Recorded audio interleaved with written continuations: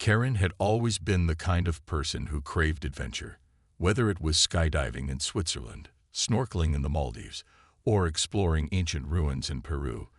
She lived for those moments that made her feel alive. Her Instagram feed was a mosaic of breathtaking landscapes and candid selfies, each photo telling a story of her wanderlust. But today, Karen wasn't scaling mountains or diving into turquoise waters. She was standing in front of Buckingham Palace, one of London's most iconic landmarks. The morning air was crisp, carrying with it the faint scent of freshly cut grass from the nearby park. Karen adjusted her scarf as she gazed up at the Grand Palace, its golden gates gleaming under the soft sunlight. Tourists milled about, snapping photos and chatting excitedly in different languages. Among them stood the famous royal guards, their red uniforms and towering bearskin hats making them look almost larger than life. They were statuesque, unmoving, and utterly fascinating to Karen. She'd heard stories about these guards, their unwavering discipline, their refusal to react to even the silliest antics thrown their way. People often tried to make them crack a smile or flinch, whether by waving wildly, mimicking their poses, or pretending to whisper secrets in their ears. Most of the time, the guards didn't so much as blink. Karen found this both amusing and intriguing. How can someone stay so still? She wondered aloud to her friends, who were busy scrolling through their phones instead of appreciating the moment. "Why don't you try something funny?"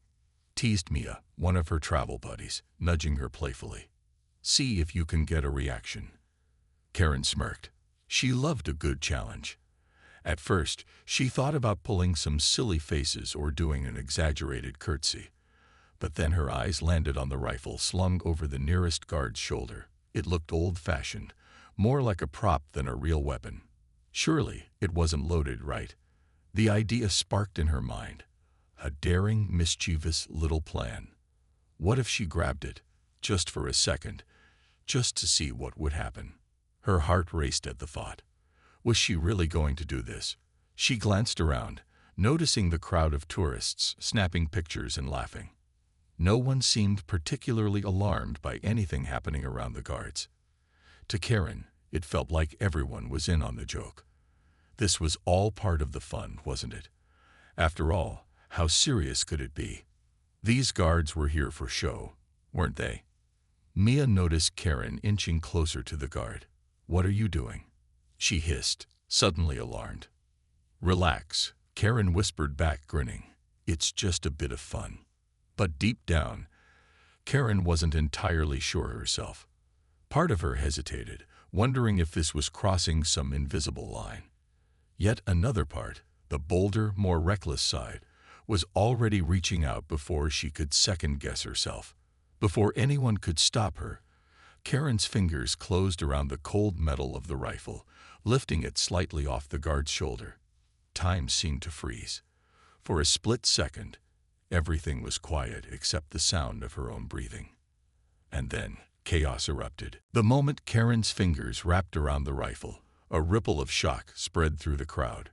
Some people gasped, others laughed nervously, and a few even cheered, thinking it was all part of some elaborate prank or performance. Cameras flashed wildly as tourists scrambled to capture the unexpected spectacle unfolding before them. Karen felt a surge of adrenaline coursing through her veins. It was thrilling, almost like being the star of her own movie. She hoisted the rifle higher, holding it up triumphantly, as if she'd just won a prize. Her friends stared at her in stunned silence, unsure whether to laugh or panic. "Karen, put it back," Mia hissed urgently, tugging at her sleeve. But Karen didn't listen. Instead, she turned toward the guard, grinning ear to ear, expecting, well, something. A smirk, maybe, or perhaps a subtle shake of the head. Anything that would acknowledge her bold move. After all, these guards were known for their stoic expressions. They never reacted, no matter what people did. That was the whole point of this little stunt, wasn't it? To test the limits of their legendary self-control. But this time, something was different. The guard, who until now had been standing perfectly still, shifted ever so slightly. His posture changed, just a fraction, but enough to make Karen pause mid-laugh. His eyes locked onto hers with an intensity that sent an icy shiver down her spine. Gone was the blank, unbothered gaze she'd expected. This look was sharp, piercing, and unmistakably serious. For the first time since grabbing the rifle, Karen felt a flicker of doubt creep into her mind. Before she could process what was happening, the guard raised his hand, a silent signal that seemed to echo louder than words. Within seconds, 2 more guards appeared beside him, their movements precise and deliberate. They formed a tight semicircle around Karen, towering over her with an authority that left no room for jokes. The playful energy in the air evaporated instantly, replaced by an eerie tension that made everyone take a step back. Karen's grin faltered. "Wait," she stammered, lowering the rifle awkwardly. I was just messing around. It's not a big deal, okay?" She tried handing the weapon back, but the guard didn't budge. His focus remained unwavering, as though he were trained to handle far worse situations than this. And maybe he was. Maybe Karen had underestimated everything about these men. Their training, their discipline, and most importantly, the significance of the uniform they wore. Her friends began pleading on her behalf. She didn't mean anything by it, Mia said quickly, her voice trembling. It was just a joke. But the guards weren't there to negotiate. Their presence alone commanded respect, and Karen realized too late that she had crossed a line she hadn't fully understood. This wasn't just a silly prank.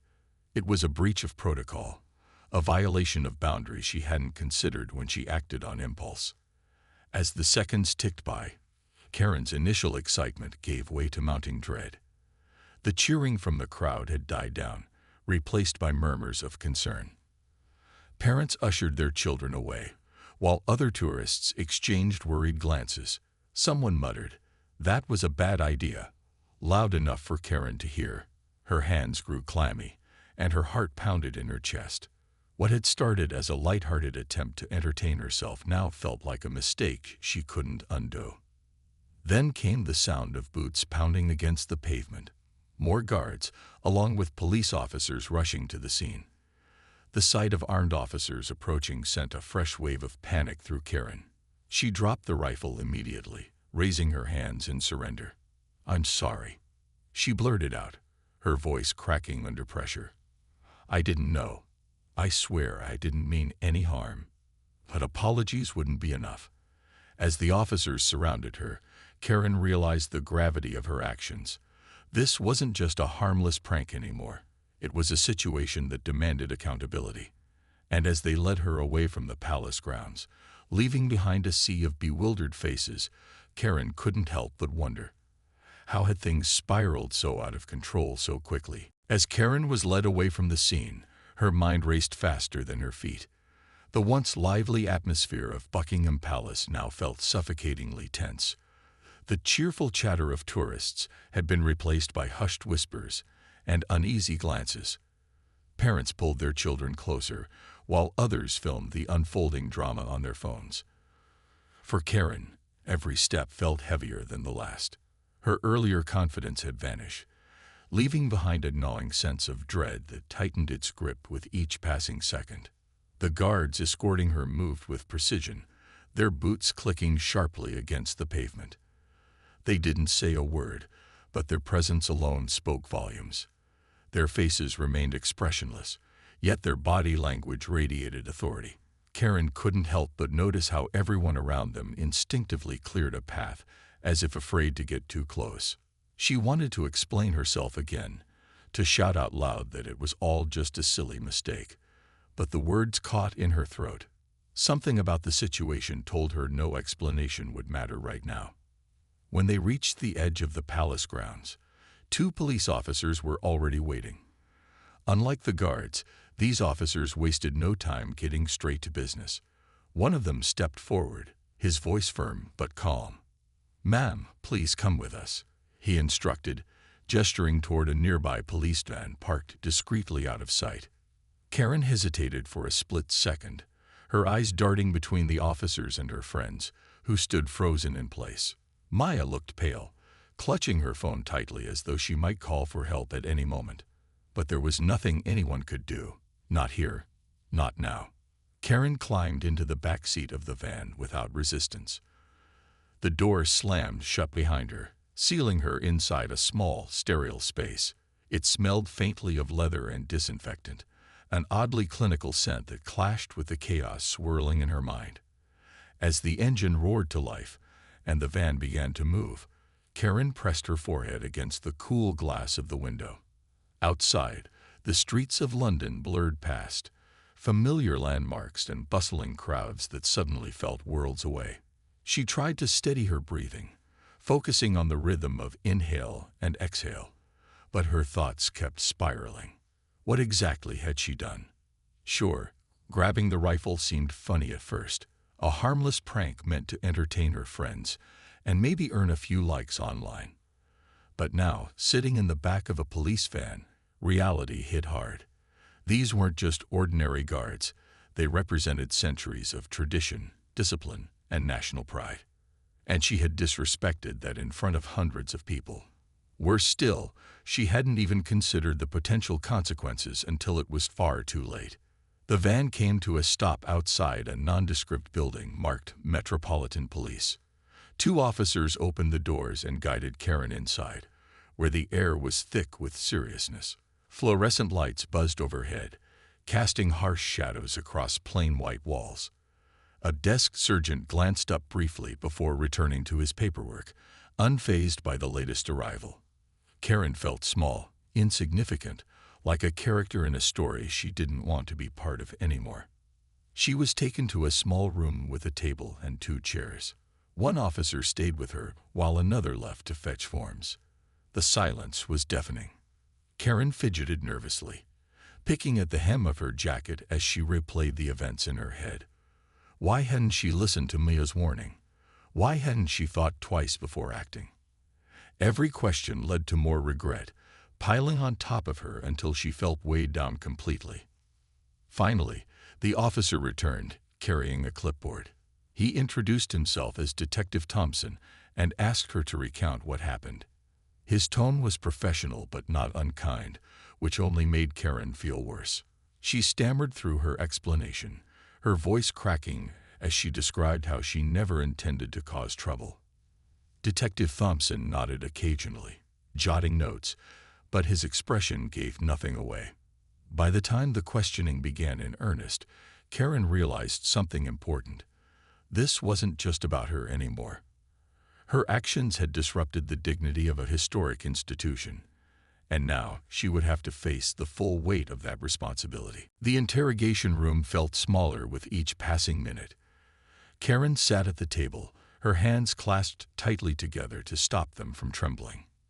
Detective Thompson sat across from her, his demeanor calm but firm. He wasn't yelling or accusing her outright, but his questions cut deeper than any raised voice ever could. "Why did you take the rifle?" he asked again, leaning slightly forward. His pen hovered over the notepad, waiting for an answer that would make sense of the chaos she had caused. Karen swallowed hard, her throat dry. I thought it was just a joke," she managed to say, her voice barely above a whisper. "I didn't think it was a big deal. The guards are always so still. I figured they wouldn't mind." She glanced up briefly, hoping to see some flicker of understanding in the detective's eyes, but his expression remained neutral. Detective Thompson nodded slowly, jotting down her words. "You understand, though, that these guards are part of a ceremonial duty. Their role is symbolic, yes, but also tied to national security. Even if the rifle isn't loaded, it's still considered military equipment." His tone was measured, almost conversational, but the weight of his words hit Karen like a punch to the gut. She hadn't thought about any of this when she grabbed the rifle. To her, it had seemed like a harmless prop, something meant to look impressive rather than functional. Now she realized how wrong she had been. As the questioning continued, Karen found herself struggling to explain her actions. How could she put into words something she barely understood herself? She wasn't trying to make a statement or cause trouble.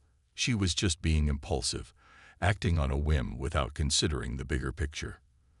But no matter how many times she apologized or emphasized that it was just a joke, the gravity of her mistake became clearer with every question. At one point, Detective Thompson paused and looked directly at her. "Do you know why people respect the royal guards?" he asked. Karen shook her head mutely. "It's because they represent order, tradition, and discipline. When someone interferes with that, even unintentionally, it undermines everything they stand for. People don't just see a guard. They see a symbol of their country." Karen felt tears welling up in her eyes. She hadn't meant to disrespect anyone or anything. In fact, she admired the UK and its history. That's why she'd come to visit in the first place. But now, sitting in this cold, sterile room, she couldn't escape the truth. Her actions had consequences far beyond what she'd imagined. What started as a moment of carelessness had spiraled into something much larger, something that might follow her for the rest of her life. After what felt like hours, Detective Thompson stood up and told her they'd need to hold her overnight while they decided on next steps. "Don't worry," he added, perhaps sensing her growing panic. "This doesn't mean you're guilty of anything yet. We're just figuring out the best course of action." Though his words were meant to reassure her, they only made Karen feel worse. Being detained overnight. This was starting to sound like something out of a movie, and not the fun kind. Back in the holding area, Karen replayed the events in her mind over and over again. She thought about the guard's piercing gaze, the way the crowd had turned from amused to horrified, and the stern faces of the officers who had escorted her away. Most of all, she thought about her friends, Mia especially, who must have been freaking out right now. Would they tell her family? Would news outlets pick up the story? The idea of her face plastered across social media made her stomach churn. When a female officer brought her a blanket and a cup of tea, Karen nearly broke down. "Thank you," she whispered, clutching the warm mug with both hands. The officer gave her a small, sympathetic smile before leaving her alone again. For the first time since the incident, Karen allowed herself to cry. Not loud sobs, but quiet tears that slipped silently down her cheeks. She felt overwhelmed, scared, and utterly humiliated. As the hours dragged on, sleep eluded her. Instead, she stared at the ceiling, thinking about how quickly things can change. One reckless decision, a split-second choice, and suddenly your whole world feels like it's falling apart. By the time morning arrived, Karen knew one thing for certain. This experience would stay with her forever. Whether it ended in fines, community service, or something worse, she vowed to never let impulsiveness cloud her judgment again. The next morning, Karen was ushered into a larger room where prosecutors and legal advisors were already gathered. The atmosphere was tense, the kind of tension that made her feel like she was shrinking with every passing second. A tall, bespectacled man introduced himself as Mr. Harris, the lead prosecutor handling her case. His tone was formal but not unkind, though his presence commanded respect in a way that left no room for excuses. "Miss Karen," he began, shuffling through a stack of papers on the table, "you need to understand the seriousness of your actions. While we acknowledge this wasn't premeditated or malicious, tampering with military equipment, even ceremonial, is considered a criminal offense under British law." He paused, letting his words sink in before continuing. "At this point, we are considering charges ranging from trespassing to attempted theft of military property." Karen's heart sank. Attempted theft. She hadn't even thought about keeping the rifle. It was never hers to take in the first place. Her mind raced as she tried to process what he was saying. This wasn't just a slap on the wrist. It was something much bigger than she'd anticipated. Tears welled up in her eyes again, but she forced herself to stay composed. Breaking down wouldn't help her now. Mr. Harris noticed her distress and softened slightly. "We're not here to punish you unnecessarily," he said. "But accountability is important. You've disrupted protocol, disrespected national symbols, and caused unnecessary alarm. These are things we cannot overlook." Karen nodded slowly, her voice barely audible when she finally spoke. "I'm so sorry," she whispered. "I didn't mean to hurt anyone or disrespect anything. I honestly thought it was harmless. I wasn't thinking clearly." She hesitated, then added, "Can I apologize publicly? To the guards, to everyone. I'll do whatever it takes to make this right." Her sincerity seemed to resonate with Mr. Harris, who exchanged a glance with one of the other officials. They conferred quietly before turning back to her. "A public apology might go a long way in demonstrating remorse," he admitted, "but it won't erase the fact that laws were broken. We'll need to proceed carefully." Over the next hour, Karen was asked to recount her side of the story multiple times. Each retelling forced her to confront her own recklessness. The momentary thrill of grabbing the rifle, the laughter of her friends, the shocked faces in the crowd. It all felt surreal now, like watching someone else's life unfold. She couldn't believe how easily she had dismissed the potential consequences in favor of a fleeting joke. Finally, after what felt like an eternity, Karen was given a chance to speak directly to the court during a preliminary hearing. Standing in front of the judge, surrounded by stern-faced officials and curious onlookers, she felt more exposed than ever. Her hands trembled as she gripped the podium, but she willed herself to look up and meet the judge's gaze. "Your Honor," she began, her voice shaky but determined, "I want to say how deeply sorry I am for my actions. I never intended to cause harm or embarrassment to anyone, especially not the royal guards who dedicate themselves to serving their country. What I did was thoughtless and selfish, and I regret it more than words can express."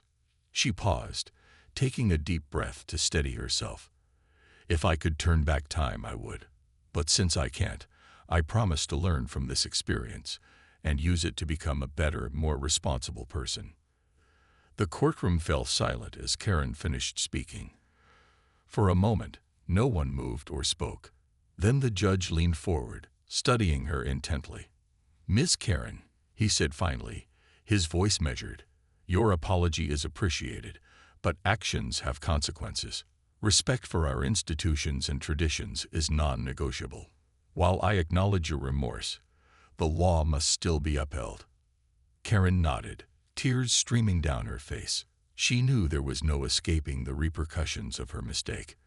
But as she stood there, humbled and vulnerable, she also realized something important. This wasn't just about punishment. It was about learning, a lesson she would carry with her for the rest of her life. And though the road ahead seemed daunting, she resolved to face it head-on, determined to prove that she had truly changed. By the time Karen left the courtroom, her story had already exploded online.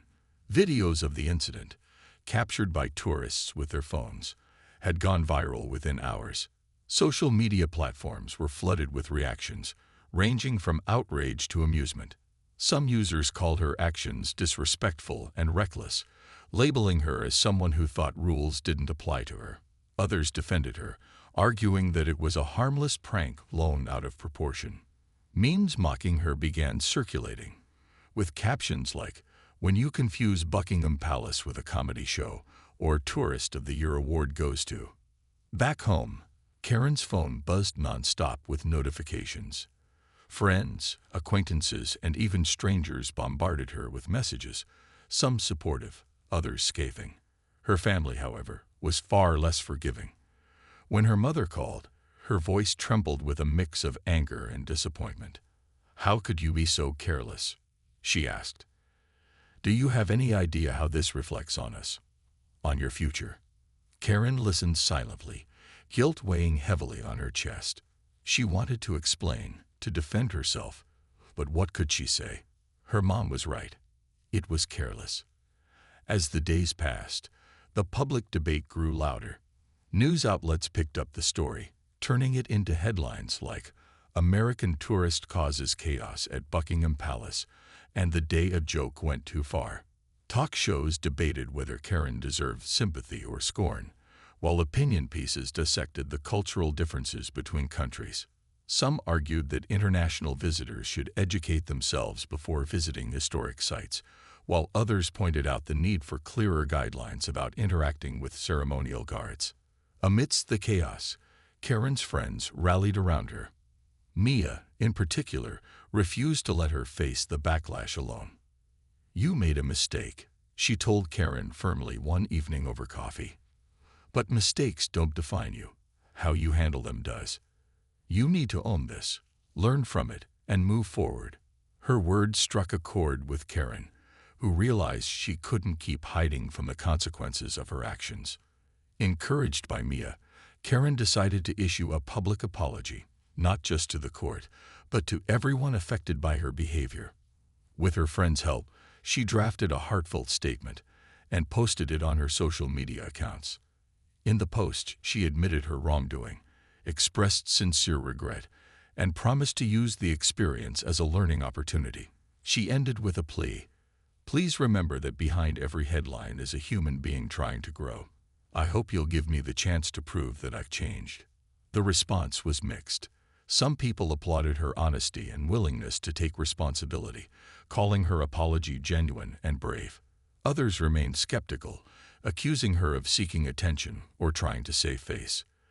But despite the criticism, Karen felt a small sense of relief. For the first time since the incident, she wasn't running away from her mistakes. She was facing them head-on. Meanwhile, authorities announced that Karen would face trial for her actions. The charges included trespassing and improper handling of military equipment. While the possibility of jail time loomed over her, prosecutors hinted that leniency might be considered if she demonstrated genuine remorse and cooperation. This gave Karen a glimmer of hope, though she knew the road ahead wouldn't be easy. In the midst of everything, Karen found herself reflecting on the power of public perception. One impulsive act had turned her into both a villain and a cautionary tale overnight. It was overwhelming, yes, but also humbling. As she scrolled through comments and watched videos of the incident, she began to see herself through other people's eyes, not as the adventurous traveler she prided herself on being, but as someone who had momentarily lost sight of respect and boundaries. Though the scrutiny was painful, Karen resolved to channel it into something positive. If her story could teach others the importance of cultural sensitivity and thoughtful decision-making, then maybe, just maybe, there was a silver lining to all of this. And as difficult as things were now, she clung to the belief that growth often came from discomfort. The day of Karen's trial arrived, and the courtroom was packed with reporters, curious onlookers, and a few tourists who had been present during the incident. Cameras clicked outside as journalists jockeyed for position, eager to capture every detail of what promised to be a highly publicized case. Inside, the atmosphere was tense but orderly. Karen sat nervously beside her lawyer, clutching a tissue in her hands. Her heart pounded so loudly she was sure everyone could hear it. When the judge entered, the room fell silent. The proceedings began with prosecutors presenting their case, emphasizing the seriousness of Karen's actions. They argued that tampering with military equipment, even ceremonial, was a breach of protocol that undermined the dignity of an institution steeped in tradition. "This isn't just about one individual," the lead prosecutor stated firmly. "It's about protecting the integrity of our national symbols and ensuring they are treated with respect." Karen listened intently, her stomach churning. She knew they were right. Her actions had consequences far beyond her initial understanding. When it was her turn to speak, she stood up slowly, her legs trembling beneath her. Taking a deep breath, she addressed the court directly, her voice steady despite her nerves. "Your Honor, esteemed members of the court, I want to reiterate how deeply sorry I am for my actions," she began. "I never intended to cause harm or disrespect anyone. At the time, I thought I was being playful, but now I see how reckless and selfish that was. I understand the weight of what I've done, and I accept full responsibility for my behavior." Her voice cracked slightly as she added, "I hope you can believe me when I say I've learned from this experience. It has changed me in ways I never expected." Her words hung in the air as the judge studied her carefully. After a brief pause, he responded, "Miss Karen, your apology is noted, and I commend you for taking accountability. However, laws exist to maintain order and protect institutions like the Royal Guards." Ignorance of these laws does not excuse violations. The judge then announced his decision. Karen would receive probation for 2 years, 200 hours of community service, focused on educating others about cultural sensitivity, and a permanent ban from certain historic sites in the UK. While jail time was off the table, the penalties still carried significant weight. For Karen, it felt like both a punishment and a second chance, a chance to make amends and prove she was capable of change. As she left the courthouse, cameras flashed again, capturing her somber expression. Reporters shouted questions at her, but Karen ignored them, focusing instead on putting one foot in front of the other. Back home later that evening, she allowed herself a moment of quiet reflection. The trial was over, but the real work was just beginning. Over the following weeks, Karen threw herself into fulfilling her community service requirements. She volunteered at local schools and community centers, giving talks about responsible travel and the importance of respecting cultural traditions. At first, speaking publicly made her anxious, but as she shared her story, she noticed something remarkable. People listened. Many admitted they hadn't realized how seemingly harmless actions could have such serious implications. Others thanked her for being vulnerable and using her experience to educate others. Karen also started working closely with travel organizations to create resources for tourists visiting historic sites. She helped design brochures and online guides highlighting proper etiquette and explaining why certain rules existed. It wasn't glamorous work, but it gave her a sense of purpose and redemption.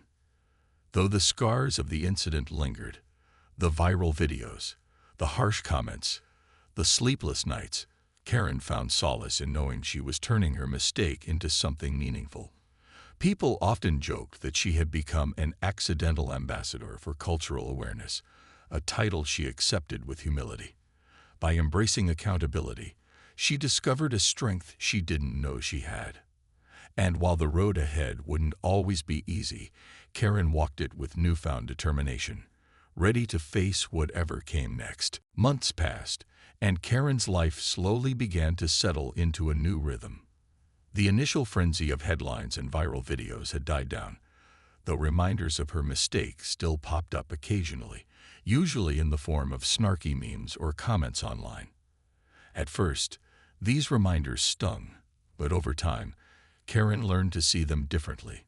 They weren't just insults. They were echoes of a lesson she'd needed to learn. Each one pushed her to keep improving, to stay focused on turning her misstep into something positive. Her community service work became more than just a requirement. It turned into a passion project. Karen discovered that she loved teaching others about cultural sensitivity and responsible travel. Whether it was speaking to students in classrooms or hosting workshops for aspiring travelers, she poured her energy into helping people avoid the same pitfalls she had fallen into. Her talks were honest and heartfelt, filled with personal anecdotes that resonated deeply with her audiences. "It's okay to make mistakes," she often said, "but it's what you do after that defines you." One day, while volunteering at a local youth center, Karen met a group of teenagers planning their first trip abroad. Their excitement reminded her of herself at that age, eager, curious, and maybe a little too confident. She spent hours answering their questions, sharing tips not just about packing or navigating airports, but about respecting local customs and understanding the history behind the places they visited. When one teenager asked if she ever felt embarrassed talking about her past, Karen smiled softly. "Of course I do," she admitted, "but embarrassment fades. What stays is the chance to help someone else grow." As word spread about her efforts, Karen started receiving invitations to speak at larger events, including travel expos and international conferences. To her surprise, some organizations even approached her to collaborate on educational campaigns aimed at promoting mindful tourism. It was surreal to think that the very incident that had once brought her so much shame was now opening doors she never imagined possible. Back home, Karen's relationships began to heal as well. Her family, though initially disappointed, came to see how hard she was working to make amends. During a quiet dinner one evening, her mother reached across the table and squeezed her hand. "I'm proud of you," she said simply. Those 3 words meant more to Karen than any applause or recognition ever could. Her friends, too, rallied around her, cheering her on as she rebuilt her reputation step by step. Karen also found peace within herself. Late at night, when the world was quiet, she sometimes thought back to that fateful day at Buckingham Palace. She cringed at the memory of her impulsiveness, but she no longer let it define her.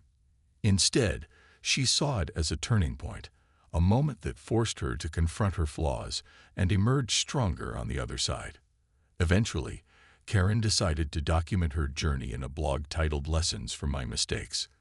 Through heartfelt posts and practical advice, she shared stories from her travels, lessons she'd learned along the way, and reflections on how to approach life with humility and respect. The blog gained traction quickly, attracting readers from all over the world who appreciated her candor and authenticity. Some even reached out to thank her for inspiring them to be better travelers and better people. Years later, when Karen looked back on her life, she realized that her biggest mistake had ultimately become her greatest teacher. It taught her the value of accountability, the power of growth, and the importance of using her voice for good. Though she would always carry the memory of that chaotic day, it no longer haunted her. Instead, it reminded her of how far she'd come and how much farther she could go. In the end, Karen wasn't just a traveler anymore. She was an advocate, a storyteller, and a symbol of resilience. And while she knew she'd never be perfect, she embraced the idea that perfection wasn't the goal. Growth was, and every step forward, no matter how small, was worth celebrating.